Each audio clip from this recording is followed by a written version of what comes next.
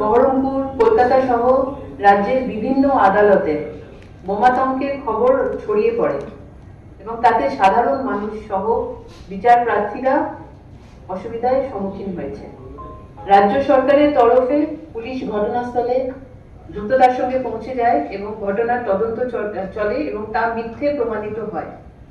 আমরা সরকারের তরফ থেকে সকল বিচারক এবং বিচার প্রার্থীদেরকে এই মর্মে আমরা আশ্বস্ত করছি যে রাজ্য সরকার তাদের সুরক্ষার জন্য সর্বোচ্চ প্রাধান্য দিয়ে বিষয়টা খতিয়ে দেখছে। এর জন্যই আপনাদেরকে আজকে ডাকা। এটা আপনাদের মাধ্যমে আমরা সবাইকে জানাতে চাই। এটা নিয়ে আমরা পুরো জিনিসটাকে নিয়ে আমরা কিন্তু ইমিডিয়েটলি স্টেপস নেওয়া হয়েছে এবং যাতে সব জিনিসটা সুষ্ঠুভাবে চলে, কোনো আতঙ্কিত যাতে মানুষ না হয়, সেটার জন্যই আজকের এই প্রেস মিট। আমরা ওটা দেখছি এই মেল কারা করেছিল, মেলের তো একটা ট্রেল হয়, আমাদের সাইবার ক্রাইম শাখা এবং আমাদের ডিটেকটিভ ডিপার্টমেন্ট দেখছে। আমরা নিশ্চয়ই বার করবো যে কি উদ্দেশ্যে। এটা তো বোঝাই যাচ্ছে কোনো দুরভিসন্ধিমূলক উদ্দেশ্য নিয়ে এই মেলগুলো করা হয়েছে একসঙ্গে বহু জায়গায়। কে বা কারা করেছে আপনাদের বললাম, যারা এই দুরভিসন্ধিমূলক উদ্দেশ্যের সঙ্গে জড়িত তাদেরকে চিহ্নিত করে আমরা প্রয়োজনীয় আইনি পদক্ষেপ নিশ্চয়ই নেব, আপনাদের জানিয়ে দেব।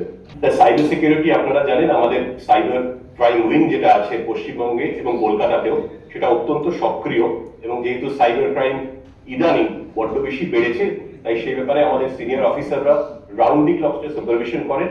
এই মেল ট্রেল ছাড়াও অন্যান্য যেখানে সাইবার অপরাধ হয় সেটা আমরা সক্রিয়ভাবে দেখি এবং এই ক্ষেত্রেও আমাদের সাইবার ক্রাইম উইং খুব সক্রিয়ভাবে কাজ করছে এই মেল ট্রেলটা খুঁজে বার করার জন্য।